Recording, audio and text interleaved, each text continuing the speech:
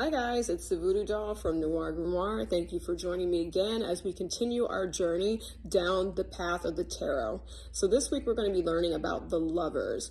Now the Lovers card is different than the Two of Cups. Both are relationship cards, but the thing that's important to remember about the Lovers card is that it's more of a foundational card. So it is foundational, meaning that it's about the foundation that the love is built on, if that makes sense. The Two of Cups is a card that is about new love or a new offer of marriage, a new friendship, a new sexual relationship, new. It's a stage card. You know, you're moving into something new and unity with someone else, but it's not the foundation. So this card, the Lovers, everyone knows what that looks like. You have your two.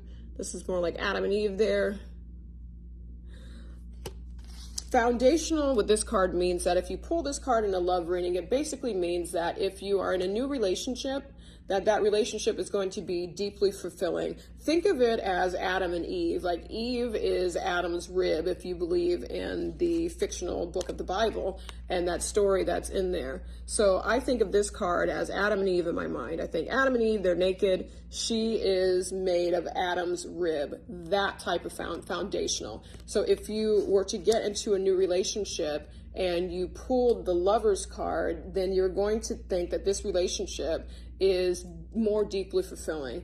Maybe you've met your soulmate or a twin flame. You're going to have a deeper relationship with that person, more vulnerability, more emotional depth. If you are not in a new relationship and you pull this card and you've been with the person for 10 years or something, this means that you're deep enough, you have a deep enough bond to overcome whatever situational things arise within your relationship.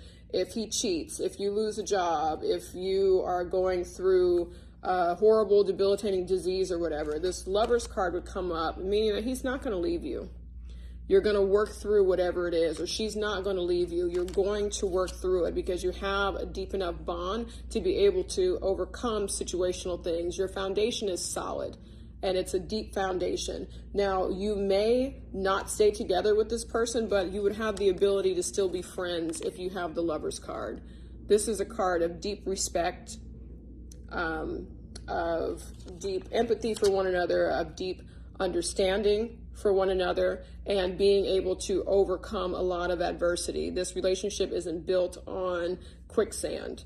It's a rock solid, concrete based relationship. It may lose its fizzle and it may go into a friendship, but there's still that baseline of deep respect for this person. This will be someone that you'll remember for the rest of your life. You may not be together for the rest of your life, but you'll remember them for the rest of your life. And that would be the Lovers card. And that's different than the Two of Cups, which we'll get to much later. But that is the Lovers card. So if I were to try to use this in a reading, I would think of someone that I'm trying to manifest. If I'm trying to manifest love for myself, then I would grab that Hierophant card, that I want someone that has the same traditional core values as me, who would be marriage-minded if that's my goal. And I also want us to be perfect in union. I want us to have a solid foundation. I want to be the rib to this other person. I want him to be my Adam and I want to be his Eve. I want to be made for each other. I want us to have a very strong core bond, and I want us to be able to move through adversity together and not fall apart and crumble. This is old love, like when you meet someone and you immediately have a connection with this person and the conversation is flowing effortlessly and you feel like maybe I've known this person in a past life. This would be the Lovers. It's the Lovers card. So old love, Two of Cups is going to be new. So the Lovers is going to be old. Old, it's a foundational card. Think of it that way.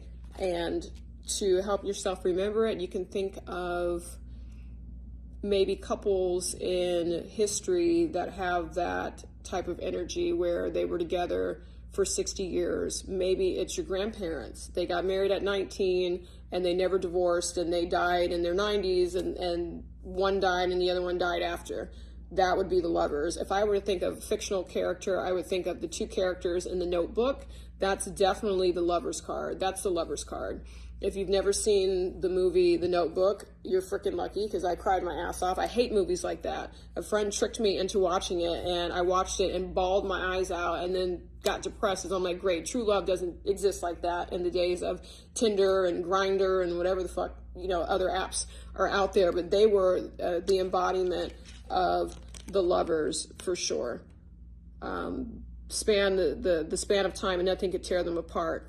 What the lovers is not is Bonnie and Clyde. They are not the lovers. If anything, maybe they would be the Two of Cups. But Bonnie and Clyde is not an example of the lovers. This is a deeper love, a more mature love, built on a good foundation. Both people are grounded and rooted. So that is the lovers. If I were to be using this in a curse, and I wanted to try to break a couple up, to cause fights in a couple that are very, very solid, and I'm trying to shake that foundation for a client, then I would use this card upside down. And I would put other cards around it that that would help strengthen this. You could even use your Hierophant and use the Hierophant upside down along with your lovers, because I'm trying to make one or both of them realize that this relationship isn't in alignment with their core values, and that they no longer feel for the person like they did when they got together, and that they're no longer in perfect union anymore. So I would use these cards upside down, or you could cross one upside down, one upside down, one right side up. It's really up to you. It's whatever helps you memorize the cards. And when you're laying out your intentions, for your magic, you place them how you want. You can cross them on top of each other, leave them vertical, and just flip them upside down for the reverse. You can build tons of paths. I've done that. Lay out 2 or 3 cards and then have a bridge card, and then lay out 2 or 3 cards on top of that one that's bridging the two. It's up to you. You are the magician. You lay it out how you want to. But that is the meaning of the card, and that's how we would use it. So in your own life, try to find an example of the lovers. I really didn't have one. My grandparents were incredible, but they didn't last for 40, 50 years. I have a cousin who was married. He's an older cousin. He passed away, but he was married to his wife since they were in their teens, and he died in his 60s. So I guess that would be my idea of the lovers personally, because they just were together forever, from the age of 19 to their 60s until one of them passed away. So that would be my personal ideal of the lovers. I feel like it's very hard now to find examples of the lovers, because people just don't stick together like that anymore. But that is the lovers, and that's how we would use that. So join me next week as we dive deeper down the tarot, going to the next card. Thank you so much for watching. I'll see you soon. Bye.